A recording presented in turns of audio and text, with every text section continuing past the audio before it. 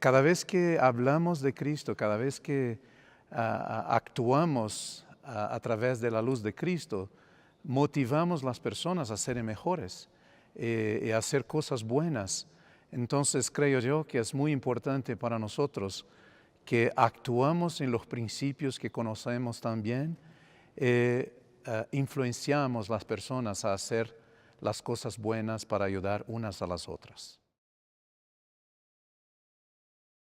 It's an overwhelming feeling to have President Nelson take your hands in his and extend a sacred call from the Lord.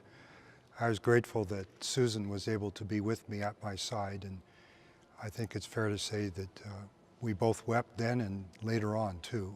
But we felt the love of President Nelson and the love of the Lord and love of our family and the love of the members, and that's made this very tender time. It was a blessing to have my wife with me because she gave me strength and help to receive that calling and to make sure that we trust each other and we can do this together.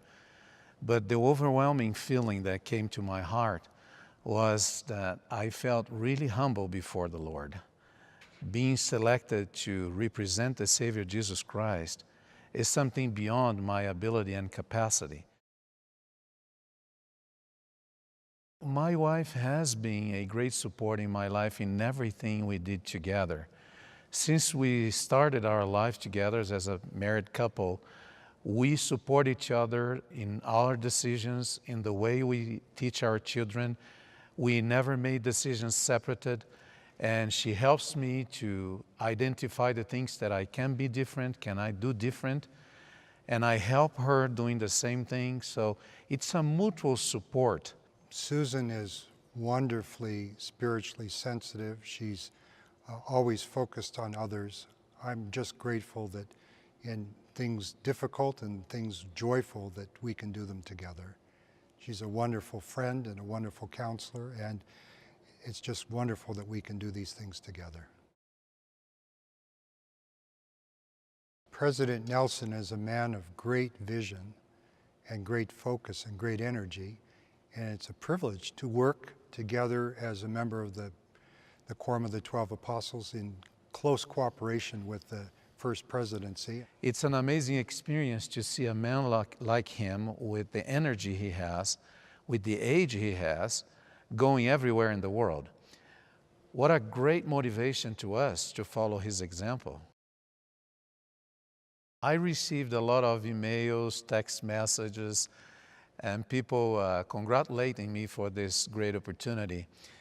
My answer to them was, I was called to represent the Savior Jesus Christ, and I was called by revelation and inspiration from a prophet, and to represent the First Presidency in all the dealings of the church.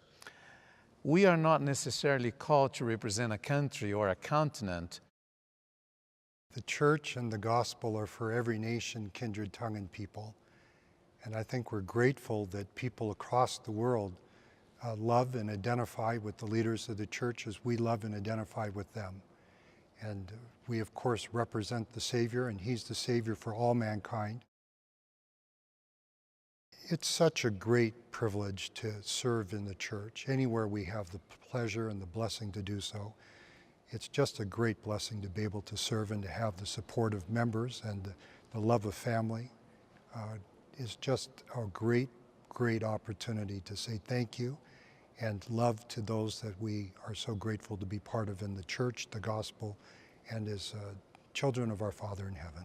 We always serve people, we try to give ourselves to people, but the ones who are really benefited is ourselves. And I'm grateful for that opportunity, and I invite all the members of the church to enjoy this blessing, to be in the service of the Lord anywhere the Lord calls us. It doesn't matter what calling we have. It matters how we serve, how we put our hearts on the service, because we are the ones that will be most blessed than anybody else.